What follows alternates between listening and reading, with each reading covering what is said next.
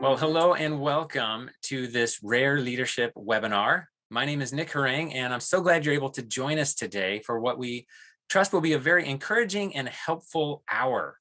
The past few years have been hard on pretty much everyone, and the challenges that we normally face in the workplace have only increased and been magnified with what's going on in the world today. And if we're honest, there's very little we can do to control what's going on out there in the world. But what we can do is we can work on growing our own emotional intelligence. We can work on developing our own relational leadership skills. And we can become the kind of leader, not that people have to follow because it's their job, but the kind of leader people want to follow because of who we are and how we lead. So whether you're the founder and the president of your organization, or whether you just started a new entry-level job at a new company, we trust that today some of the perspectives and the examples and stories you hear are going to equip you to continue growing in your leadership journey. And before we get started and introduce our panelists, I want to let you know about what's coming up here in just a month. We have our, we have our Rare Leadership Conference coming up in a month. If I can switch my slide. There we go. So we have a half-day Rare Leadership Global Online Conference. You can join it from anywhere live on Friday afternoon, May 6th. And you can also just, if you can't make it that day, you can purchase now. You can register yourself or your team now, and you can access the recordings and go through it as a team at any point this year, or go through it yourself to continue to grow in your leadership journey. And we have some fantastic speakers that are going to be joining us. The co-authors of the book, Marcus Warner and Jim Wilder, are going to share some new content about how to navigate the high-stress workplace. We'll have General Ray Woolridge as well with us, hosting and moderating a panel. And today, we're going to hear from two of our guests at next month's conference, and that's Virgie Maney and Dave Mead in just a moment. And we were able to secure a recorded interview with General Becky Halstead.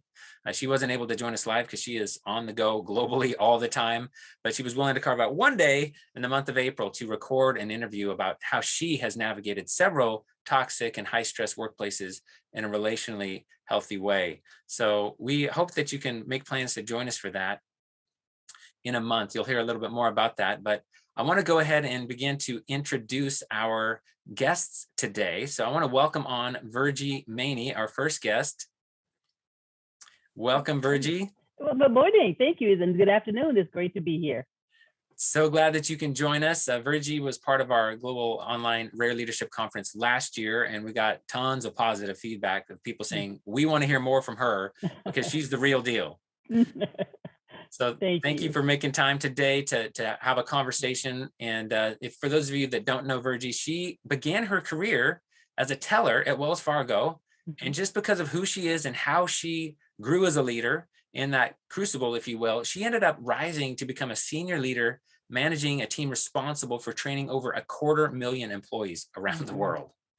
And so now Virgie is a sought after coach, a trainer, a motivational speaker, and she serves as the founder and president of Maney and Associates. So thank you again for being here, Virgie. Thank you, Nick. And we also have with us another hit from last year, Dave Mead. Welcome, Dave. Hey, Nick.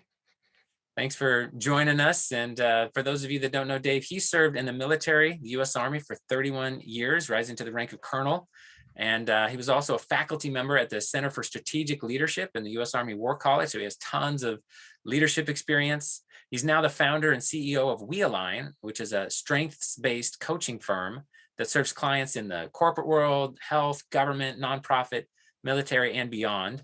So these guys are, the reason why we invited them on is because they're rare leaders. They've been embodying this in their lives. In some cases, long before the book was ever written, they became this kind of a person, and they've honed their craft of leading well in tough environments. So without further ado, I want to invite on our host for today's conversation, Marcus.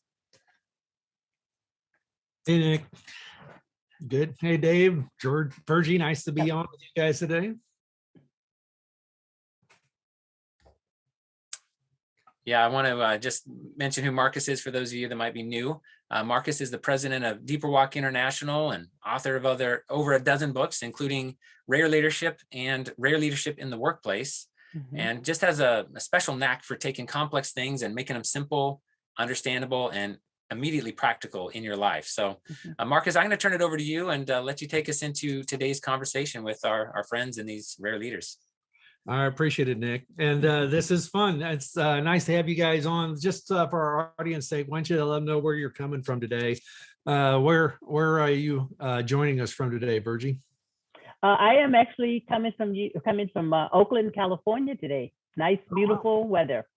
Nice, beautiful weather. That's good. Yes. And how about you, Dave? Where are you at today? Yeah, I'm in Colorado Springs. We're doing Well, well here. Delighted to doing be. well. Yeah, you guys get a lot of sunshine there. It's I'm joining from the Indianapolis, Indiana area. So we have snow some days and 80 degrees the next. So it's kind of the springtime here. It's been fun. I'm always amazed. I'm still amazed that you can jump onto these things and everybody can be that far away and still everything be instantaneous. It just I guess that's a sign I'm old, but no, with technology, we enjoy technology. yeah, it's got its perks, doesn't it? It does. Well, let's talk about rare leadership a bit. Now, the part of the story behind writing the book was that I was in a leadership cohort with Dr. Wilder. And Jim Wilder, for those who don't know, is kind of the neuroscience expert behind the life model. He was the head of a counseling center in Southern California that was dealing with some of the most difficult and trauma cases in all of California. And that was according to the people who came and reviewed what they were doing from the state. And they were having success in areas that a lot of people had not seen success in before. And part of it was he was on the cutting edge of the neuroscience and applying these things to how the brain works under stress and under pressure and with emotional difficulty. So I had started to write a book on leadership and realized I was quoting Jim a lot. And so I thought, hey, you know what? I should probably just see if Jim would be willing to do this book with me. And it was great because it just took everything to another level because of his knowledge and insight. So he's connected directly with Life Model Works, which is an organization that we're connected to, partner with as well. Both of you have connection I thought we might start with just telling, how did you get connected to Life Model and to Jim Wilder and his stuff along the way? So Dave, you're like the chairman of the board of his organization. Okay. Why don't you go first on this? Yeah, the accidental chair. The way I got to know Jim and eventually you, Marcus, was through the book. Okay. I was in the book through a friend who gave it to, who Jim Martini had given it to. I read the book. I said, this is fantastic. And basically connected with both Jim and Jim, spent a day, and I had read the book, but it was total left brain. And by the way, I laugh that, being a rare leader for me is literally just the last couple of years. I've spent, 58 years of my life not being a rare leader, every other way but. And Jim Wilder was very gentle and kind and realized that he later said, you're like every other leader, very unself-aware. And I need a lot of help. And that was the start, though, was actually the Rare Leadership book. And through other training, literally changed my life. Well, that's I'm glad to hear I had a little role in that. That's good. I'm glad you guys get you connected there. Virgie, how about you? What was the connection for you? Well, the connection for me started back in about 2016. There's a lady by the name of Tina Dyer, which you all know. She spoke several times in these events, and she became a direct report of mine at Wells Fargo. So at any rate, in 2016, we were having conversations and going to another separate event, and she mentioned about Strive, and she just kind of gave me a little context about it, and I thought, wow, that would be interesting.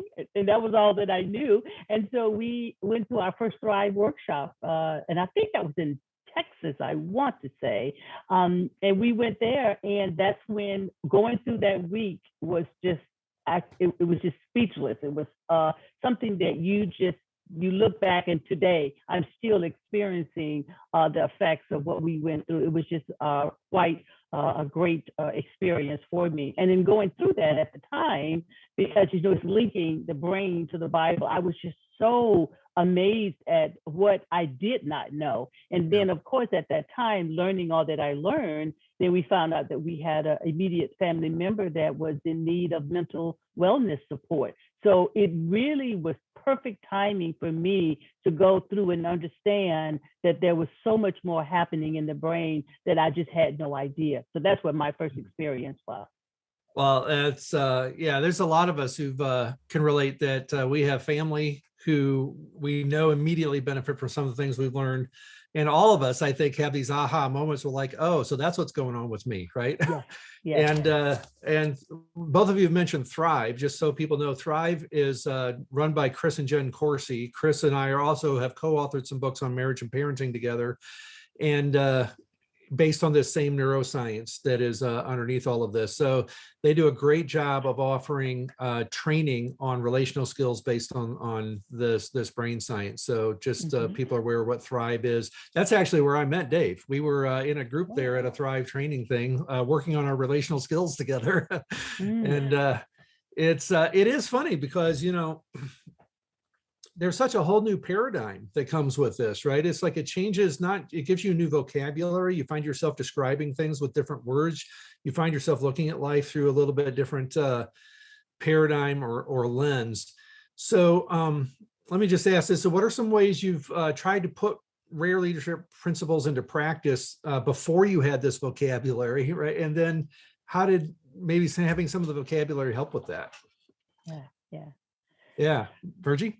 Well, for me, it was, I remember so vividly, people would ask me this question about what's your leadership style? And, you know, how do you do what you do? And Guy, you need to tell us more. And I was just really limited. And all I could say I used phrases like, well, it's just who I am. Or, you know, I would use phrases like, well, you know, I try to meet people where they are and kind of dance with them in that moment. Or I would say things like, well, you know, first of all, I try to look at myself and say, okay, let me look at me first, and then let me look at the individual. Or I would look and try to say, okay, I want to make sure I communicated well what it is that I was saying, because if there was a gap, then where did that gap come from? So it was those type of phrases that I would use in terms of having communications with individuals. And until I came into the rare leadership, and what was interesting for me, and some may have heard my story before, was when my direct report, Tina, who reported to me, said, hey, here's what you do. This is your style. And that's when she introduced me to rare leadership. And I have to tell you, when I started to read the book and looked at the descriptions and to see what the book was saying, I mean, really in words, I immediately adopted it. And it was interesting to tell people, well, what is your style? Oh, rare leadership. I'm a rare leader. Okay, and what does that mean? So it's an interesting conversation, but it gave me the language to really not only to communicate or articulate to others. I think what was most important for me is I began to know who I was. I saw myself, and when I saw myself and also being connected from a spiritual perspective, which was so critical for me, it just gave me a rooted, solid foundation to stand proud, to know this is who I am, and who I am, it's really okay. So that was my experience. No, I appreciate that's really insightful. I know one of the things that hit me when I went through here was this idea of who I am is related to joy. And that was a brand new concept for me, because I always thought who I was somewhat melancholy, a little bit anxious, and, you know, I didn't think of myself that my true identity is who I am when I'm living out of joy from a brain perspective. That was really freeing, I think, just in and of itself. So I like the fact that it is a good tool for holding up kind of a mirror to look at yourself and through a different kind of filter. So Dave, how about you? What was yours? Story. Yeah, my leadership experience before rare was total left brain. In fact, as I think back of my military training, is that emotions get in the way. You need to go ahead and be cool and calm, collected at all times, mission first.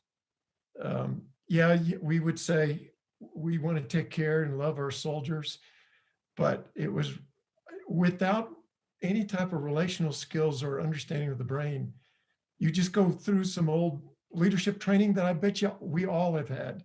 That, you know, how do you drive results? How do you take care of people? But it's all left brain. There's no connection. And so that's where I was, unconnected. And here's the sad part. Transparently, it wasn't just at work. It was with my family, with my wife, with my friends. And I probably the biggest comment I've had over the last 5 years is, I know you now, Dave, more than I ever could know, because I can actually use words to describe how I feel or what emotions I'm feeling versus thoughts that I'm thinking. Yeah, and I really appreciate that too, because one of the questions I got asked when the book first came out was, you know, this seems pretty touchy-feely. You know, what do people in the corporate world do with this? What do people in the military do with this? Because this really transfer, does it really apply? So how would you answer that from a military perspective? And I'll go over to you, Virgie. Oh yeah, it totally applies. It's like fighting a battle with one hand tied behind your back. If you want to go in half brain, go ahead. But the truth is, our brains are designed and fueled by joy, exactly right. And that once we get in that position, we're actually more effective, more creative, just we're more. We're everything we're designed to be. So if you want to go ahead and try to struggle through life halfway, then go half brain, stay in the left. But if you want to know what fullness of life or the abundant life or the effective life is, then you've got to have an integrated brain. And we can help you with that. Yeah, that's good. About corporate world there, Virgie, what'd you find out? Yeah, you know, that's why I love Dave, because Dave started on the left side. I started on the right side. And I always felt that, you know, wow, am I too happy? Am I too positive? Does this demean the leader that I am? Because of my positivity, do I need to bring it down? Does it have a place here in the corporate world? Because you would see both sides, but what you would notice is a lot of the work from a strategic perspective, it's a lot of the do this, do that, the project, the terms, you know, it's that 1, 2, 3. You're really being that systematic type of work. And for me, I always said, okay, that's the part of my brain that doesn't work well. Then what I learned, especially going through reading Rare Leadership, I realized that, to Dave's point, you need both. You can't be half and half, because you feel half full, half empty, but it's also draining.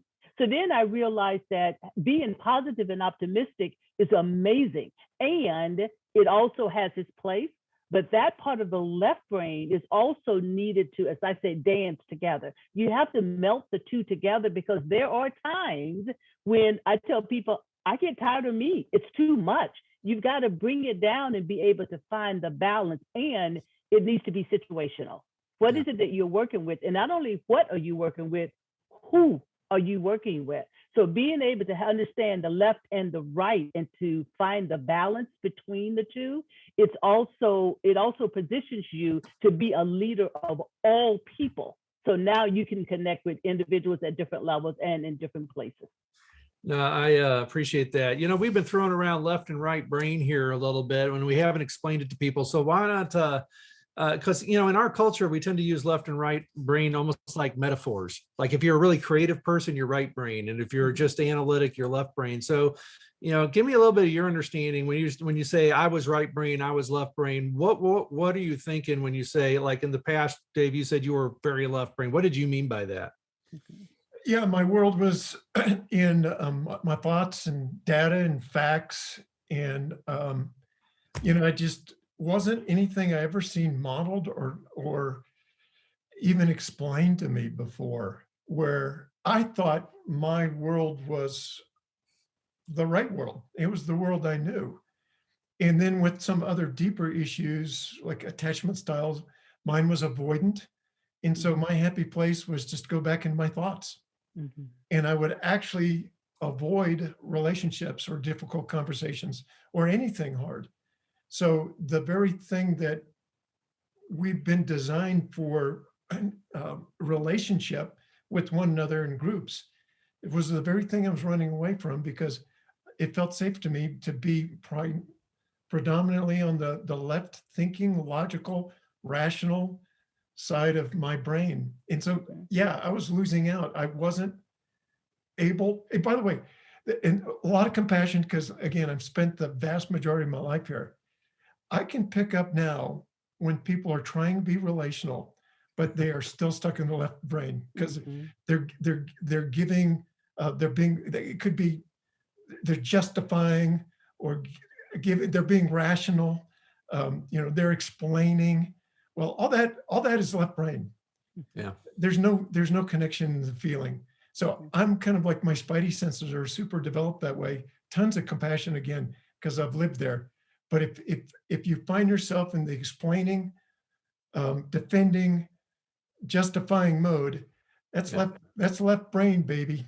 I remember talking to doing an event one time, and I was explaining all these relational skills, and a businessman stopped me at the break and goes, "Why are you teaching people how to be manipulative?" And I was like, what do you mean? And he said, because in his mind, he was so over here on the left side of the brain, the only purpose he could see for relational skills is to get people to do what you want, right? In order to use this to win. And so that is, again, a classic sign that you're definitely stuck over here on the left side of the brain, very analytic. It's all about results. And you couldn't see any other need for relational skills in this. And the sad thing, this was a marriage event, so he was bringing that same attitude into his marriage. But yeah, I think that's well described, well said. So Virgie, what do you mean by right brain? What comes to your mind when you talk about this? Oh, I'm all about the people, all about the people, all about the relationship. Have never met a stranger, can have a conversation in a minute. We'll sit there with you. And as I have been told, I make you feel that you're the only person that matters. And I can be in a room full of people, and each person is going to get that special attention. They're going to get that customized. I know you. With my team, I get to know their family. I get to know their children's name. Many of them I've only met once or twice, maybe, but I know their family. And when I start my conversation, it's going to be all about you. What's going on with you? How are you doing? I can talk about you and just sit with you. And I have to tell you, it just fills my bucket. That is the best thing ever. It's just to sit with you and just say, so what's really happening with you? I can just move into the moment and sit in that corner with you and just be there with you. I mean, timeless, just stay there forever. That's what right brain does for me. And to the point of where I leave there feeling all joyful and excited. And then I look back and say, okay, in terms of detail, critical moments, or how well did I read the room from that perspective? And then I begin to learn, similar to Dave, I begin to learn that the whole part of the logical piece and, kind of working through the issues and kind of strategizing, I realized that, okay, that's where I had an opportunity to bring in the balance, if you will. So how do I switch and turn and bring that in and now be able to navigate and dance between the two, as opposed to staying in that one place, just the relationship? That was That's really good. That's really good. One of the things we tried to bring home in the Rare Leadership model is that there's an order to these things, and that your brain is wired to go right brain first, left brain second. And so what happens is, if you don't learn to keep that right brain operating at a high capacity, you're default doing everything on the left side of your brain. And when you're on the left side of your brain, you're living out of your pseudo life. Well, like I say, it's like your false self is driving the show, not your true self. And on the left side of the brain, everything is a problem to solve. And so, for example, if somebody walks into a left brain leader's office, a problem has just entered the room. Right. It's like, now that there's a problem here, my only job is to solve this problem. Solve the problem, maybe getting rid of them as quickly as possible. I mean, whatever it is, but and whereas when we're talking about the right brain, in the terminology we use, fast track and slow track. And one of the reasons we use fast track and slow track is that for people who really know the neuroscience, this isn't just a right brain, left brain thing. We talk about it that way just for breadth of ease and connecting. But when that fast track is on, you find that you actually do a better job of reading the room. You actually do a better job of noticing what people really need, not making as many assumptions about them. And let's face it, nobody wants to be treated like a problem when they walk into the room. They want to be treated like a person who's got problems that need to be addressed. Yeah. So no, that's really good. Well, this conference that we got coming up is the focus of this is going to be on high stress workplaces. And I've spent most of my life in ministry, right? So and everybody knows that's low stress, but I have that's sort of sarcastically, but there is a difference, I think, too, in the workplace setting specifically, that sometimes you come into these high stress settings and you got no power to change anything. You just have to kind of endure that. So why don't we start there, and then we'll move into talking about, what are some things that people might be helpful for them to know about changing cultures like that. But let's start with, if you had a situation in your life where you had to walk into a high stress thing and you just didn't have the power to do anything about changing the culture. So how did you, what was that like, and how'd you handle that? Who'd like to go first? We got Dave, can I start with you? I'm trying to go back and forth every other one here. So. Yeah, no, that's great. Oh, yes. By the way, I think, the definition of work is mostly, the vast majority is high stress. Yeah. So if anybody has a job anywhere, there's going to be times where they're going to enter in high stress. And when I have done that a lot, it's the first point is, what can I control? And it's really me. Can I remain relational, even if no one else is? And there's a couple of techniques, and I kind of like the deep breathing, 4x4 or box breathing, but just to remind me to remain relational. In fact, I believe it was you, Marcus, that wrote that the number one responsibility of a leader, and I would say even for if you do not control anything, so follower, whatever, employee, number one responsibility is remaining relational, keeping RCs on.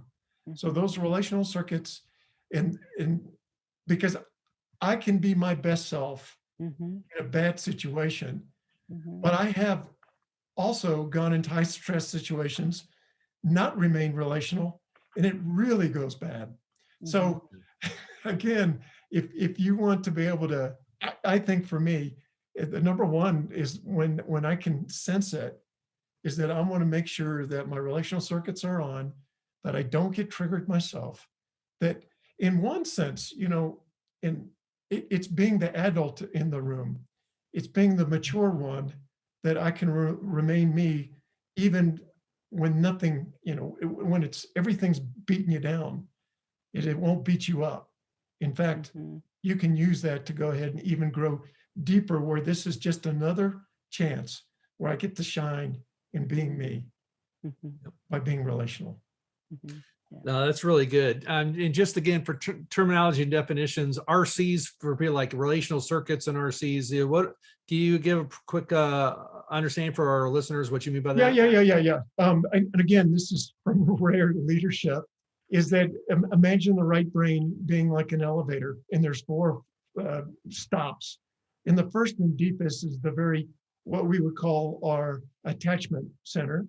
And so and I'm not going to go too deep, but that's where there's great loss and all that. But the second one is actually the assessment center, which is our amygdala.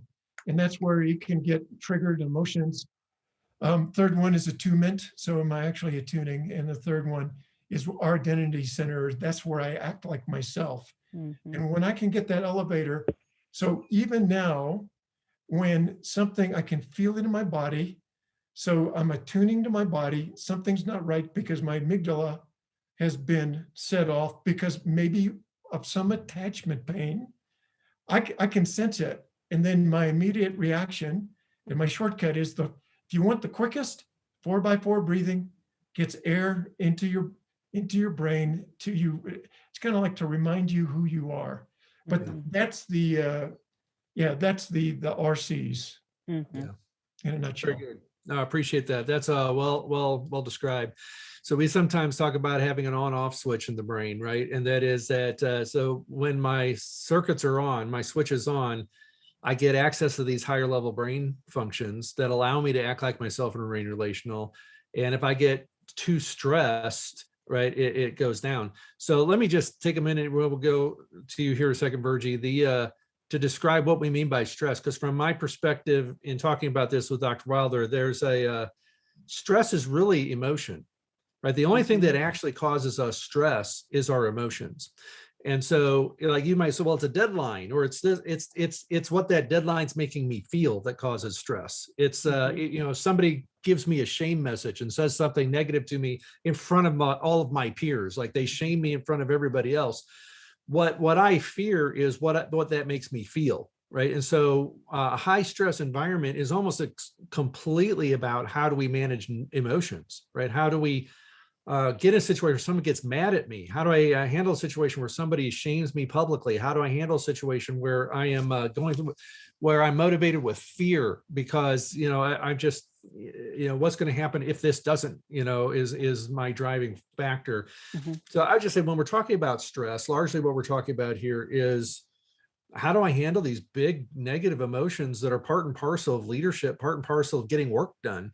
And you can imagine in the military, you're dealing with life and death sometimes, and in corporate world, it's close, right? You're dealing with people's lives and their careers, and there's a lot going on there. So, just want to lay that background. When we talk about stress, we're primarily talking about all the things that cause us to have to deal with emotions, and those emotions, especially emotions that would tend to make our relational circuits go off, right? So.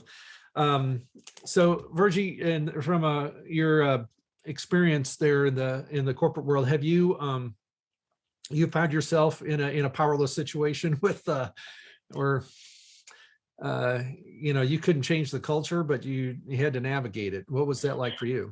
Yeah, yes, and I would say to Dave, now what's interesting is you hear Dave explain all the details and the intricate parts about the RCs and so forth.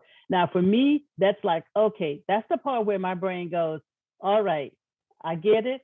Okay. And then I would say, okay, so for me, and it would be just such a whole different term, but I just wanted to let the audience know that it's okay when you don't get all those intricate details, because when you have someone that you can work with that can hold the foundation of a lot of the definitions, then you can sometimes just be. It's okay to be comfortable that way. Because I say that because I was in a situation where I began to question my ability, because I wondered, well, why can't you hold those intricate details? Why can't you remember, all the steps? And why can't you remember? It was like that part of where you begin to talk to yourself, and internally, if you're not careful, you can find yourself thinking that you are less than. And this is where we have to be so careful. And this is what I love about Rare Leadership, because what it taught me and what I learned, even from a culture in an organization, there are so many times when we feel like I'm not being recognized, or I'm not being seen, or I'm not being heard, I'm not being appreciated, I'm not invited to the table. Why aren't they asking me my opinion? And when we hear that, the voices in our head start to dictate to us that there's something wrong with you. That's a problem here. And you're right, the brain starts to do all kinds of funny things, and you have to say, wake up. This does not define who you are. Know that there are parts of you that exist and that you are somebody. What I appreciate about Rare Leadership is when it talks about, that whole thing, being relational, but also, acting like yourself. Who am I? And then being able to take that and to embrace that and say, let me carry this with me wherever I go, because this is going to be the light that's going to help to remind me who I am. When I found myself in that stressful, awkward situation where I felt like I didn't have any power, and I had two other leaders that reported to me, I found that it was easy because I had already experienced working with them, building the relationship, that I was able to be transparent with them and authentic with them and say, hey, here's the truth. Here's where we are. This is what I'm experiencing. What are you experiencing?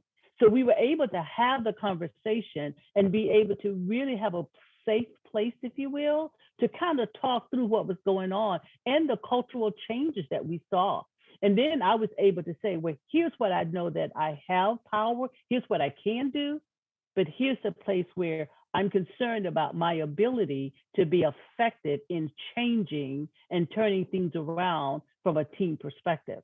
And I'll go back to something that Dave said earlier, where in the book, Marcus, where you talk about my role is building a team of joy and not fear. So what I learned is that, okay, here's your experience, Virgie. Now, just like a parent, you can't just go and tell them, hey, everybody, but you have those people that you know you can have in your inner circle that you can say, okay, family, here's what's happening. Now, when we go to the team, here's the way we want to make sure we deliver the message. Because there's some things that you deliver differently. So what I learned to do is that, right, I didn't have the power. I couldn't change it. But what I knew is that I was able to endure hardship well. I had learned how to do that. That was a part of me. So this was hardship for me, I felt. But I can still be who I am. And then now this comes together. And sometimes you don't know how to describe it or articulate it, but it's just who you are, and that people just can resonate and they can sense it. Yeah, I felt like one of the things I wanted to point out is we got a really great contrast here with the two of you, in that you apparently seem to have grown up in a relational culture where a lot of this stuff was second nature for you. You're already doing it. Mm-hmm. And it slowed you down to have to think about it because these are already habits. Yes. Right. Whereas Dave was in repair mode. How do I repair what's going on here? And so it helped him to be able to think this all through. This is how this works. This is what I need to repair. This is what's going on. And I can relate. I probably a little more to Dave. Like I was definitely on that needing to repair some of these habit side of things. And it is. And so what Rare did for you more was give you vocabulary to explain what you were already doing, which is great. That's the way it's supposed to be.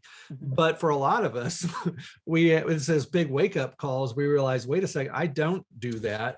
Maybe there is half of my brain that is not completely engaged all the time that I need to find some tools that are going to help me jumpstart this process. So it's a good opportunity for people to understand that, I think one of the reasons that this other side doesn't stick out as much for you is it's not something you had to go through to learn from the ground up, because you got it when you were supposed to get it, early in life.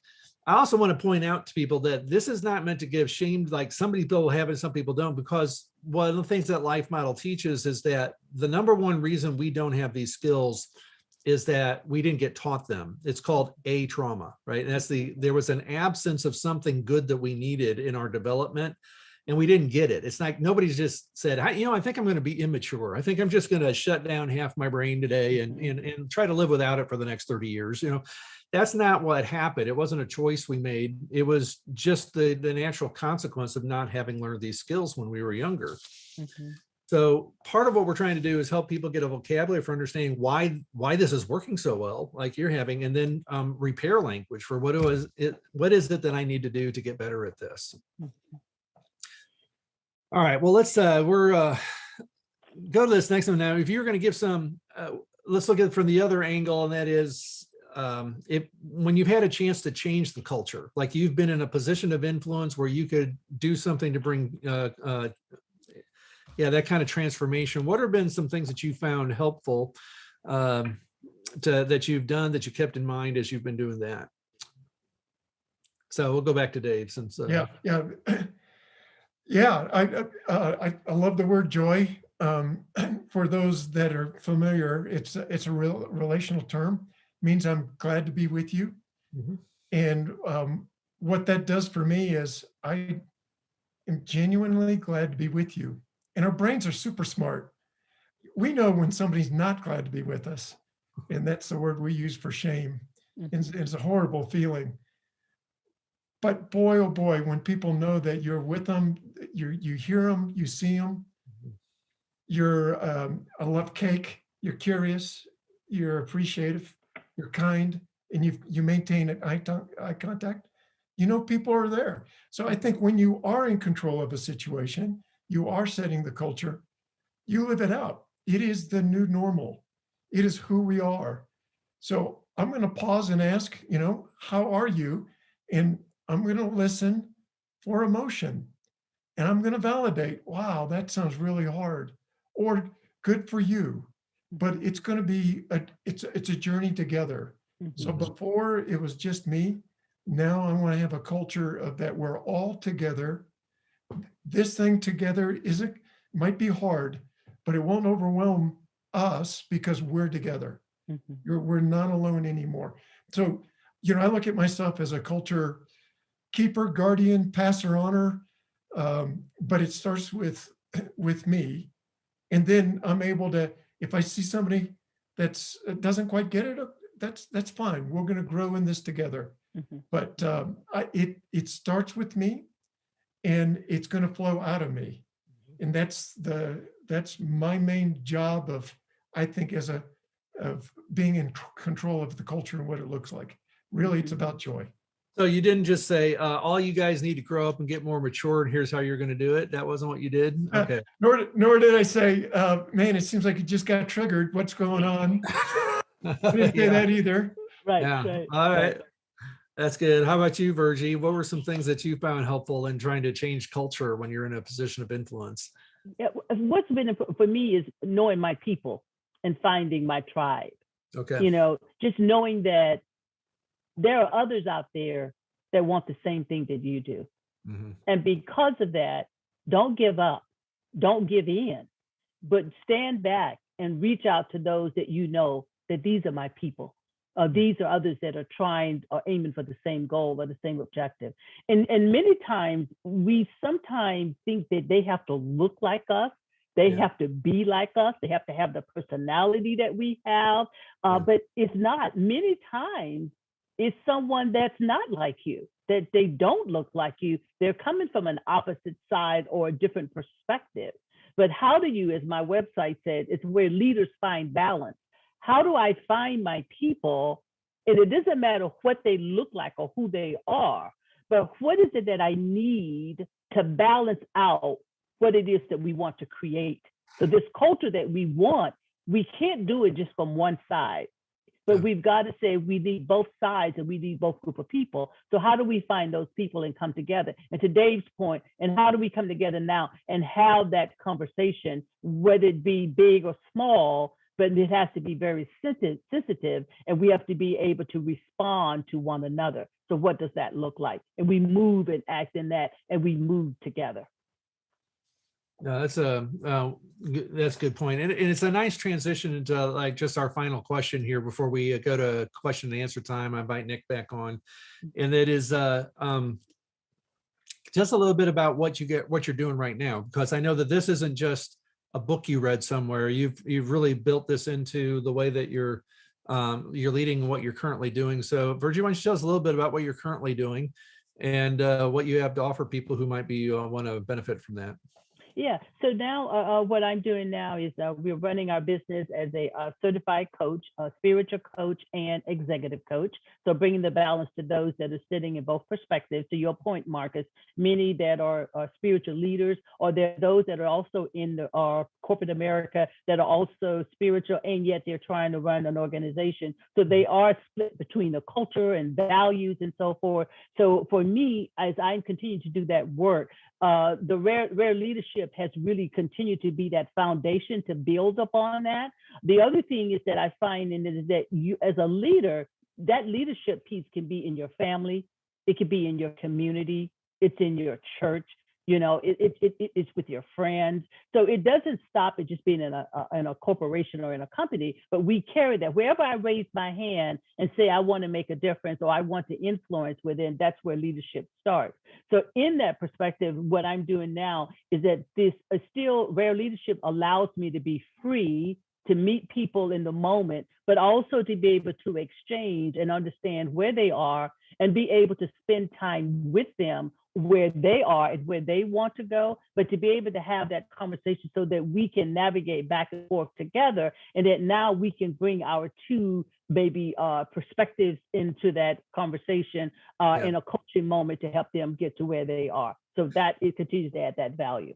No, I get it. I think you'd be a great coach to work with. That sounds like it would be a lot of fun. And I know coaching is kind of up your alley too, right, Dave? What is it? You want to tell us about WeAlign?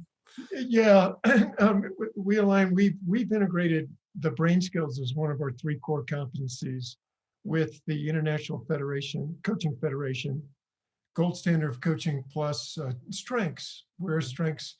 But, Virgie, I really love you because I know that's what I want to be one day. Thank What you say so naturally, I'm actually working at to grow in those areas. And so what I've been doing personally is I try to enter and end every day with gratitude and thanksgiving. And so, and then fill in the gap where all of a sudden I feel I'm not being thankful. Then I know things I need to, I'm probably not going to be fully present for that person. So if it's like even preparing for this meeting, I know all you, and it was really, I appreciate you guys and gal so much that it pumped me up because I'm going to be fully present because I do appreciate and I'm thankful for you. So no, that's my little kind of trick that I'm working on, is just what am I going to be thankful for? And then look back at the end of the day, what am I thankful for? Great. Well, I'm going to invite Nick to rejoin us here and see if we've got, he can tell us a little bit more about this conference one more time that we're going to have, where we get to take a deeper dive into this information and take any questions that may have come in. Yeah, this has just been super fun conversation, Virgie and Dave and Marcus. So thank you guys for just chatting and letting us listen in. So yeah, if you do have a question for anybody on the panel or just the whole panel, go ahead and type that in the Q&A window. We'll get to as many as we can. And if you have something that popped for you today, something that just stood out as a great quote or a little concept or idea that you want to just say, man, this, when Virgie said this, this really resonated with me. We'd love to hear that as well. So go ahead and type those things in the Q&A and chat window while you can, or while we take a moment to share about the upcoming conference. I want to make sure that everybody is aware of this, because it's only a month away. And we are really looking forward to it, because there are, as we said, a lot of hard things going on right now. And how are we going to be those kind of people that remain relational no matter what comes our way? How do we navigate the high stress workplace that we lead, or the team that we lead? Or again, we're just the entry level person who isn't in a position of power, but we can still lead ourselves, and we can still perhaps bring influence to the culture around us. So want to just jump to the sessions that we're going to be going through. So session 1, Dr. Marcus Warner is going to take us through applying rare leadership to the high stress workplace. It can be very practical. Session 2 is going to be Ray Woolridge, who's a retired general in the U.S. Army. I think actually U.S. Air Force, is going to be interviewing Becky Halstead, a retired general as well, about her journey in overcoming a lot of barriers in leadership and how she applied the rare model. And then Enemy Mode at Work is going to be Jim Wilder and Ray Woolridge, who have a new book out coming later this year on enemy mode and just the brain science behind when you get stuck in that non-relational mode, and how do you recognize it in yourself and others? How do you get out of that? And how do you respond to that when you face that in others? And then we're going to have a panel with our friends, Dave and Virgie, and another guest as well. And then Marcus and Ray are going to bring it home real practically. Like, how do you apply this to your life? Where can you go from here? What's your next step? So it's going to be super, super helpful for anybody. And as we were talking just yesterday in conversation, we're like, sometimes you don't just navigate a high stress workplace. Sometimes just coming home can be high stress. I have 4 kids, age 10 to 16. And that's my toughest leadership role, is actually leading my family into a place of joy and connection and peace as more of our norm than the chaos that it can sometimes be. So we're talking about whether you're even in the business world or you just have friends and family. This is going to be helpful. We try to make this real affordable for everybody. So an individual, you can come for $99. Your team, your staff, or your team at work can come for just the price of 3 people. You can bring up to 15 people on your staff or your team. And then an organization, pretty much any size. If you have 6,000, we'll let you come in for this price. But we're just saying any size organization, bring your whole organization. Everybody will get access to the live stream and the after recordings. So this is just something that we hope that you can take advantage of for yourself. So you'll find all of this at rareleadership.net. We know it's just a month out and you maybe haven't heard about it before. So you're like, oh, that day's not going to work. Again, if you register now, you will be able to join the live stream if you're able. You'll also have access to the recording starting about a week later once we get the videos edited and online. and just pick a day whenever it works for you this year to pull your team aside and just spend a few hours. Or maybe it's just one session a month or one session a week that you grab the team and say, hey, let's talk about this. How do we grow as a team in these ways? So we hope this will be a great resource for you, and looking forward to being back with Dave and Virgie and Marcus on May 6th. Yeah, that was well said, Nick. All right, so we are here. Here we are. We are, in some ways, rare leadership is designed for the high stress workplace, right? The E is endure hardship well, and so the whole thing is about how do you do that? And when you understand that what the hardship is we're really trying to endure is largely emotion, and the emotion that people cause me, the emotion that problems cause me, all this begins to connect together. Mm-hmm. All right, Nick, what are some of the questions that have come in? We got some great ones coming in. First one came in from Sean saying, hey, I work at a high productivity driven church. What's a daily routine to help those around me become more relationally driven? Mm. Well, I'll jump in first since I'm in the ministry world, right? The one of the things that we try to do at Deeper Walk is we do a couple things. We have some meetings that are only relational. And that is every once in a while, like once a month, we'll have a meeting where we get the team together, and it is just a chance to check in, give an update on what's going on in our world so that we feel like we've got a relational connection for those other meetings where you just got to get down to business and get things done. So that's one thing that we do that's kind of practical. Another one is that we try to incorporate 30-second to 1-minute emotional check-ins on regular meetings when that's practical. If you got too many people in the meeting, it doesn't make sense. But just so that people feel seen and heard as they're coming into the meeting, because if they're dealing with something big, you don't have to fix it. You're just aware of the fact that, okay, they got a lot of stress in their life right now, so let's be sensitive to that as we go through this. So those are two things that we do. Yeah. And this is Virgie. I'll add one thing I think works too. Sometimes having accountability partners so that, people are paired up in 2s or 3s or whatever, because then you don't own it all individually, but they can work together also being accountable to someone else. Can I add on that I would recommend 3 whenever possible, from the simple thing that 2 tends to create intimacy and that creates issues, whereas 3 tends to diffuse just a little bit of the dynamic of having just one person you're partnered with. Good. Yeah, and I like to start meetings with celebrations, check in celebrations. So what's going on, and then what's one thing that you're celebrating. And then kind of rejoices, the joy kind of sets up the atmosphere. But hey, I as a coach, I've got corporate clients that are type A's, and I usually say, how's that working for you? Or I can help you with that, because that is not high stress, high pressure church is not sustainable. Mm-hmm. And so somebody's going to have that conversation that this is less than ideal. Somebody can come along and begin to help you. Yeah, it can be really confusing because when you're getting results, you assume that what you're doing is correct, mm-hmm. right? That we must be doing this the right way because mm-hmm. we're getting results. And a lot of times people don't recognize the warning signs that these results are not sustainable until the culture gets helped. So that's good. It's got some more comments and questions coming in. Stuart asked, to go on any journey, you need to know your starting point. How do you know where to begin? Do you have any assessments? I'll just mention first that on the rareleadership.net website, we do have a free Rare Leadership assessment. So you can find that and take that and just get a little window of, okay, here's where I'm at. And here's some areas for growth. But related to that, someone asked, what's the best resource used to introduce these concepts to somebody who has no background? Marcus or Dave, what would you guys say? We're going to introduce the concept to somebody with no background at all. Yeah. It kind of depends on whether they're a verbal learner or a book learner. I mean, the Rare Leadership in the Workplace is a really fast read. And also I have recorded a course that you can also get at the website that goes chapter by chapter through it, where I give a 20-minute presentation on each chapter of the book. So those are pretty low stress ways of being introduced to the material. Yeah, I want to start with the book. It gives you a good framework.